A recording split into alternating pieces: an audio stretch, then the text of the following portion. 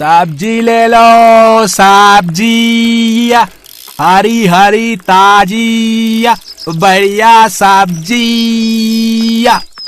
ओ भैया सब्जी वाले, जरा रुकना। हाँ बोलिए माताजी, क्या दे दूं? आलू, प्याज, टमाटर, भिंडी, गोभी, टिंडा, करेला, शिमला मिर्च, तोरई, सब बढ़िया बढ़िया लाया हूँ सब्जी। एक करेला दे दे। बस एक करेला? एक मतलब 1 किलो ना, अभी तोल देता हूँ। अरे अरे इतने सारे थोड़ी, एक करेला।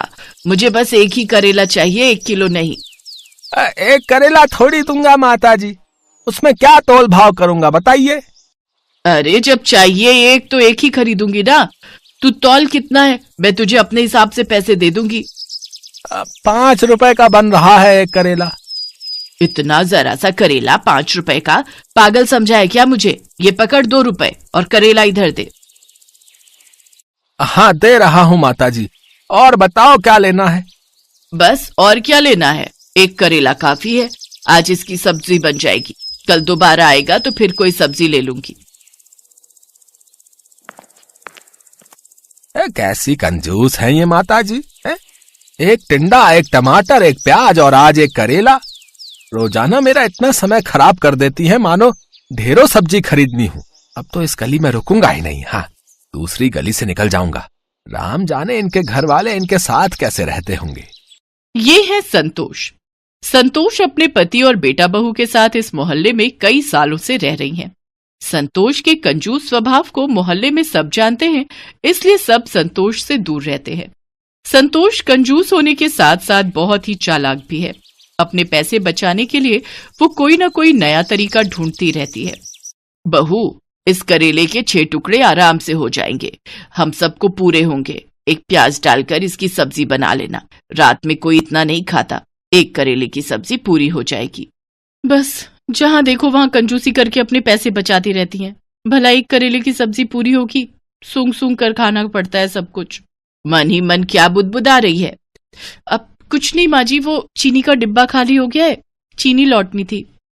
क्या चीनी खत्म भी कर दी? कितनी चीनी लगा देती हो बहू। जाओ भंडार घर से डिब्बा उठा कर लाओ, मैं खुद दूंगी, अपने आप मत लेना। शालू चीनी का डिब्बा ले आती है। ये हुए 5 चम्मच, 8, 9 और ये हुए 10। ये लो बहू, पूरे 10 चम्मच चीनी है। ये चीनी 2 महीने चलनी चाहिए। चाय में गिनकर सिर्फ 5 दाने चीनी के डाला करो, ज्यादा मीठी चाय सेहत के लिए अच्छी नहीं होती। माँ जी 10 चम्मच, वो भी छोटे वाले, ये 2 महीने चल जाएंगे, ये तो कुछ भी नहीं है। ये चीनी तो 15 दिन क्या 1 हफ्ता भी नहीं चलेगी माँ जी। जितनी दी है उतनी ही लो, इससे ज्यादा नहीं मिलेगी। घर चलाना किसे कहते हैं, मेरे से सीखो। संतोष और शालू अभी बात कर ही रहे थे कि तभी दरवाजे पर बिजली के बिल वाला आ जाता है। माताजी बिजली का बिल ले लो। हैं, इतनी जल्दी बिजली का बिल आ भी गया? अभी तो आया था, लाओ भैया दो। संतोष बिजली का बिल देखते ही घबरा जाती है। 8,000 रुपए, इतना बिल? ये सब गर्मियों की वजह से हुआ है। गर्मियों में और चलाओ, पूरी रात एसी, दिन में भी एसी एसी। अब पंखा चला रखा है, इसे बंद करो। आज मौसम अच्छा है, मैं ऐसे ही बैठूंगी। क्या हुआ संतोष, इतनी गुस्से में क्यों हो? ये लो बहू, दशहरी आम आ गए हैं, रास्ते से लेता हुआ आया हूं। ठंडे पानी में भिगो दो, रात को सब मिलकर खाएंगे। अरे क्यों इतना खर्चा करते हो? अभी दशहरी आम 80 रुपए किलो है। जब 20 रुपए किलो हो जाए तब सोचना लाने के बारे में। बेकार में इतने खर्चे करते रहते हो। ये देखो बिजली का बिल 8,000 रुपए का आया है। माँ ये तो कुछ भी नहीं आया, मेरे दोस्त का 15,000 का बिल आया। दिन रात एसी चलाते हैं वो लोग, हम लोग तो फिर भी कितनी बचत करते हैं। माँ जी तो दिन में भी पंखा नहीं चलाने देती हैं, बोलती हैं ठंडा मौसम में बंद कर दे। तो इसमें गलत क्या है? बचत करती हूँ। संतोष, गर्मियों में तो कम से कम कंजूसी करना छोड़ दो, सर्दियों में तो अलग बात है। वैसे ही बिजली का बिल कम आता है। कितनी गर्मी पड़ रही है, मई का मौसम लग गया है। ये 3-4 महीने ही होते हैं जो गर्मी ज्यादा होती है, फिर आगे कौन सा इतना बिल आना है। तुम भी फालतू की चिंता करती हो। बहू पंखा खोल दो, गर्मी हो रही है। अरे बाहर कितनी ठंडी हवा चल रही है, बारिश आने वाली है, मौसम अच्छा है। जब प्राकृतिक पंखा चल रहा है तो ये बिजली के पंखे चलाने की क्या जरूरत है? तुम लोग नहीं सुधरोगे, मुझे ही कुछ करना पड़ेगा। पता नहीं संतोष के दिमाग में क्या चल रहा था। एक दिन संतोष टीवी में एक नाटक देख रही थी जिसमें उसने देखा एक औरत ने मीटर की सेटिंग करवाई थी जिससे उसका बिजली का बिल बिल्कुल भी नहीं आया, और वहीं से संतोष का दिमाग घूमने लगा। उसने एक बिजली की दुकान पर काम करने वाले एक लड़के को अपने साथ मिला लिया और उसे रिश्वत देने लगी। देखो भैया, मैं तुम्हें अभी के अभी 200 रुपए दूंगी, इस बिजली के मीटर में सेटिंग कर दो ताकि बिजली का बिल कम से कम आए, और ऐसी सेटिंग करना कि बिजली विभाग वालों को पता न चले। माता जी चिंता मत करो, हमारा तो ये रोज का काम है। मैं मीटर में ऐसी सेटिंग कर जाऊंगा ना कि बिजली विभाग वाले ढूंढ ही नहीं पाएंगे। पर 100 रुपए और बढ़ा दो माता जी, बड़े कम दे रही हो 200 रुपए। एक काम कर, तू जा, मैं किसी और बिजली वाले को बुला लूंगी। 200 से 1 रुपया ऊपर नहीं दूंगी। करना है तो कर, नहीं तो और भी बिजली वाले हैं मेरी नजर में। अरे अरे माता जी आप तो गुस्सा हो गए। कर रहा हूँ ना, कर रहा हूँ। ये लो बस हो गया आपका काम। ये लो, कर दी मैंने सेटिंग, अब आपका बिजली का बिल कम से कम आएगा। संतोष खुश हो जाती है कि जितना मर्जी पंखे, कूलर, एसी चलाओ, बिल आएगा ही नहीं। माँ जी, बिजली चोरी करना अपराध है, अगर किसी को पता चल गया तो मैंने सुना है बहुत जुर्माना लगता है। तू अपने काम से काम रख, और खबरदार अगर तूने अपने ससुर जी और विनोद को ये बात बताई, वो कल ही सेटिंग हटवा देंगे। संतोष उस दिन के बाद घर में पंखे, कूलर, एसी, लाइट सब कुछ चला कर रखती थी।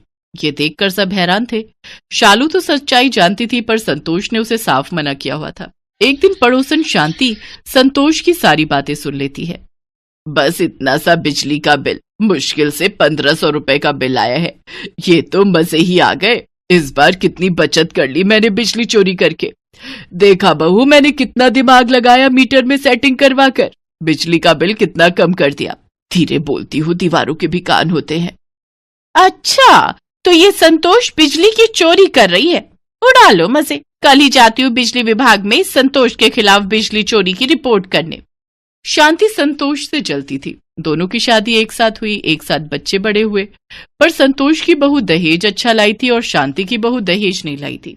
एक दिन संतोष ने यही ताना शांति को मार दिया था, जिस कारण शांति संतोष से गुस्से में रहती थी।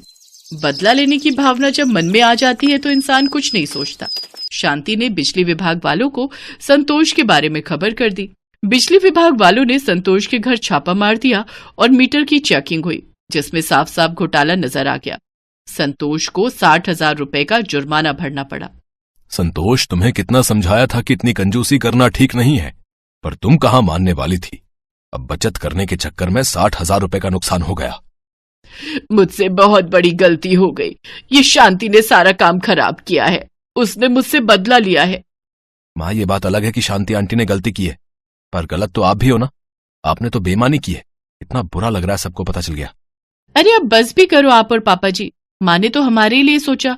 ये अलग बात है, माँ जी भले ही कंजूस हैं पर बहुत सीधी हैं। उन्हें सही गलत का मतलब ही नहीं समझ आता। वो बेचारी तो गलती कर बैठी इसलिए ऐसा हुआ, पर आप दोनों तो जानबूझकर उन्हें डांट रहे हो। गलती इंसान से ही होती है। माँ को अपनी गलती का एहसास हो गया कि बहुत बड़ी बात है। माँ जी आप चिंता मत करो। अरे ये पंखा क्यों बंद है? रुको मैं अभी चलाती हूँ। अरे बहू रहने दे, बिजली का बिल बहुत आएगा। अब तो मीटर में कोई सेटिंग भी नहीं है। माँ जी अभी भी और सब ठहाका लगाकर हंसने लगते हैं। संतोष को अपनी गलती का एहसास हो गया था। उस दिन से संतोष ने कंजूसी करना छोड़ा तो नहीं, पर कम जरूर कर दिया।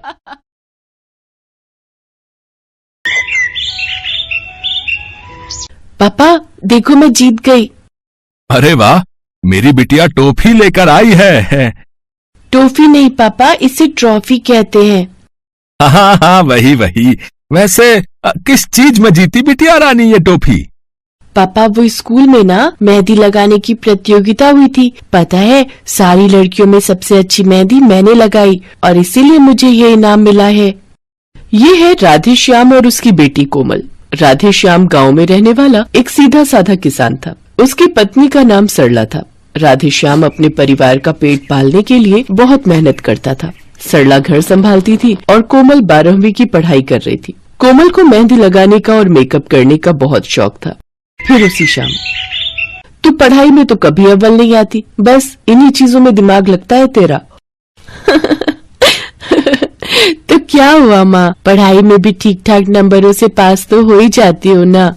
देखो तो कैसे पटर पटर बोलती है। सुन रहे हो आप? रहने दो जी, आप क्या सुनोगे, आप ही ने तो बिगाड़ कर रखा है इसे। हाँ भाई, तो क्या गलत किया है? अच्छा कोमल बिटिया, तुमसे एक बात करनी थी। हाँ पापा बोलिए ना। बेटी, वो बगल के गांव में अपने एक जानने वाले हैं, राम स्वरूप जी, आज मिले थे, तो वो तुम्हारे बारे में पूछ रहे थे। पर क्यों? अरे पगली, अपने बेटे से तेरी शादी करवाने के लिए, और किस लिए? शादी? पापा, मुझे भी आपसे एक बात करनी है। हाँ बताओ बेटिया। पापा, मैं ना 12वीं के बाद शहर जाना चाहती हूँ। हैं? पर क्यों? माँ, मैं ना शहर जाकर ब्यूटिशियन का कोर्स करना चाहती हूँ, और फिर कोर्स करने के बाद वहीं शहर में ही एक बढ़िया सा ब्यूटी पार्लर खोलना चाहती हूँ। पर बेटिया, इस सब में तो। हाँ पापा, इस सब में बहुत खर्चा होगा, लेकिन पापा मैं आपसे वादा करती हूँ कि मैं पूरी मेहनत से काम सीखूंगी और फिर खूब पैसे कमाऊंगी। अरे पर तुझे शहर भेजने के लिए पैसे आएंगे कहाँ से? अब इंतजाम हो जाएगा। अगर कोमल जाना चाहती है तो उसे जाने दो, मैं कुछ इंतजाम कर ही लूंगा। राधेश्याम से मंजूरी मिलने से कोमल बहुत खुश थी। उधर रात को सरला ने राधेश्याम से पूछा, आपने कोमल से झूठ क्यों कहा? मैंने कब झूठ कहा?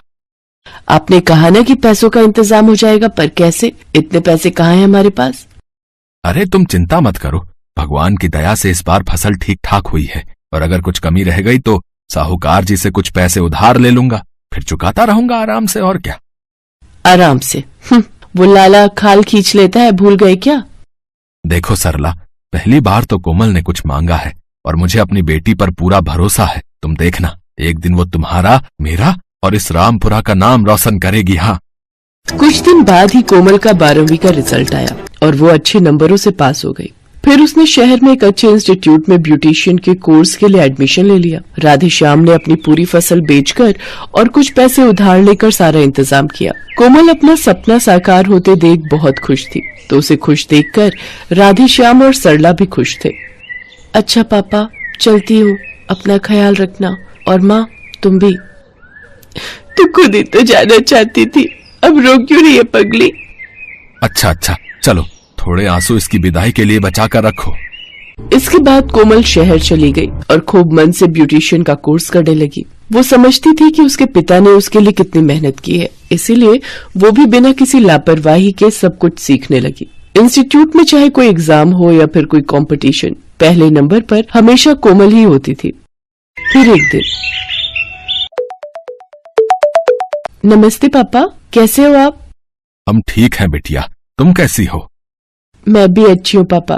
पापा आपको पता है आज मैंने बहुत अच्छी चीज सीखी। अच्छा, तो बताओ क्या सीखा?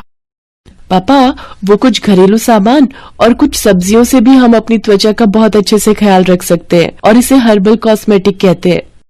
क्या? हरी लाल? हाँ पापा, हरीलाल। खैर छोड़ो, अब माँ कैसी है? अच्छी है, दिन रात तुझे याद करती है।